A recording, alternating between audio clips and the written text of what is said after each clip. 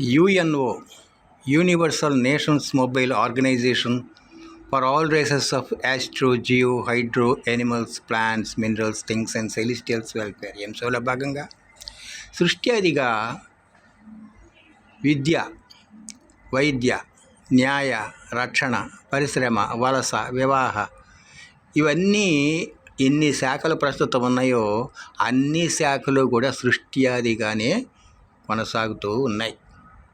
అది ప్రకృతి సహజంగానే కొనసాగుతూ ఉన్నాయి.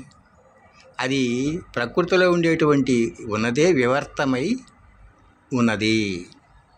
కాబట్టి ఇప్పుడు మనము రాజసమైనటువంటి విశేషాలను మాత్రమే ప్రాధాన్యత ఇవ్వడం అనేటువంటిది అనే కారణాల వల్ల ఇది చాలా అస్తవ్యస్తమైపోయి దేనికి కూడా పనికి రాకుండా అయిపోతూ ఉంది. ఇది రాజస సంబంధమైంది కాదు, సాత్విక సంబంధమైంది కాదు, తామసిక సంబంధమైంది కూడా కాదు.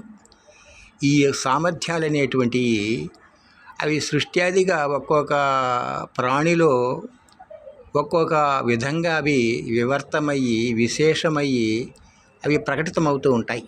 కాబట్టి దీన్ని సత్వరజస్తమో గుణాలు అనేదానికి కూడా సాధ్యం కాదు. ఏ పద్ధతిలో దీన్ని విస్తరణ చెయ్యాలి, ఏది ప్రమాణం అని చెప్పేదానికి కూడా వీలు కాదు.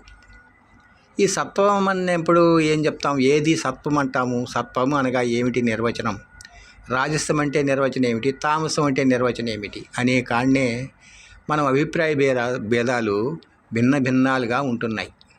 కాబట్టి ఇప్పుడుండేటువంటి ఈ కొలతలు, ఈ విద్యా విధానంలో ఉండేటువంటి కొలతలు 10 సంవత్సరాలని 11 సంవత్సరాలని 12 సంవత్సరాలని ఇట్ట 1, 2 అని లెక్క పెడుతూ ఏ తరగతి 1వ తరగతి 2వ తరగతి 3వ తరగతి ఇట్లా 10 తరగతులని 11 తరగతులు 12 తరగతులు తర్వాత అర్థం సార్థం లేనటువంటి డిగ్రీలు, పీజీలు, పిహెచ్డీలు అది ఏమని అర్థం కాదు.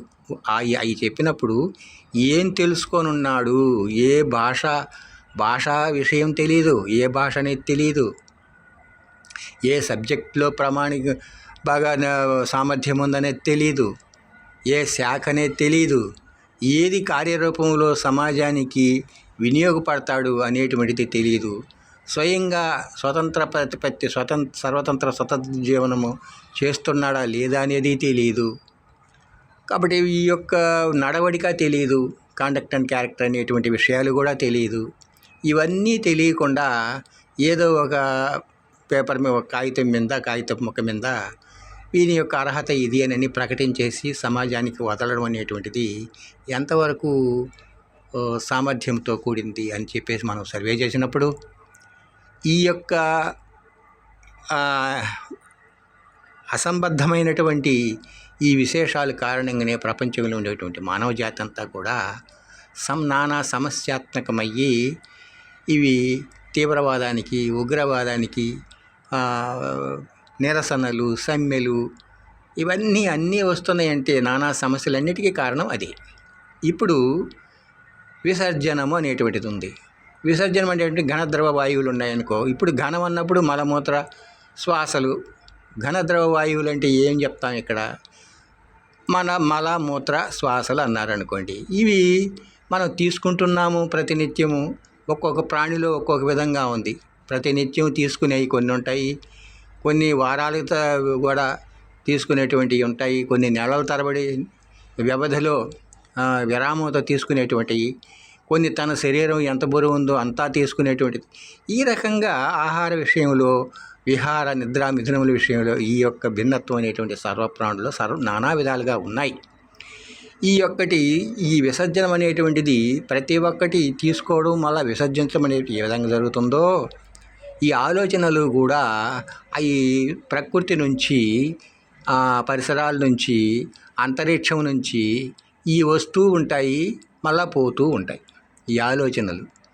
దాన్ని మానసిక చంచలత్వం అంటారు. ఎందుకో నా చంచలత్వం అంటే 1, 2 కొన్ని సంఖ్యకి సంబంధించినవి కాదయ్యి. అవి కొన్ని లక్షలు ఉంటాయో, వేలు ఉంటాయో, కోట్లు ఉంటాయో మనకు తెలియదు. అన్ని తరంగాలు వస్తూ ఉండేటప్పుడు ఇది ఏ తరంగం మీద కూడా సరైనటువంటి కేంద్రీకరణ పెట్టలేనప్పుడు అది మనస్సు చంచలము అంటున్నారు. చంచలమే కాదు అది, కానీ ఒక తరంగం కాదు దాన్ని తాకుతుండేది. సృష్ట్యాదిగా ఉండేటువంటి ఆ అంతరిక్షం నుంచి వచ్చేటువంటి తరంగాలు, పరిసరాల్లో వచ్చేటువంటి తరంగాలు, ఈ కృత్రిమంగా కొన్ని టవర్స్ నుంచి వచ్చేటువంటి మానవ కల్పిత తరంగాలు, ఇవన్నీ తాగుతున్నాయి కదా. తాగుతున్నప్పుడు అవి అస్తవ్యస్తమైనటువంటి చంచలత్వం మనసులో ఉండడం జరుగుతూ ఉన్నది. కాబట్టి దీన్ని చక్కదిద్దాలి అంటే ఈ యొక్క ఏకాంతత అనేటువంటిది కూడా టవర్స్ లేకుండా ఉండాలి. ఇతర సంబంధమైనటువంటి విశేషాలు కొన్ని సాధ్యమైనంత వరకు లేకుండా ఉండాలి. ఈ కేంద్రీకృతంగా ఉండేటువంటి అద్వైత స్థితిగా ఉండేటువంటి ఏదో ఒక అంశాన్ని ఎన్నుకొని దాన్ని సాధన చేసినప్పుడే దాని లక్ష్యం నెరవేరుతుందని ఈ సిస్టమ్ చెప్తా ఉంది.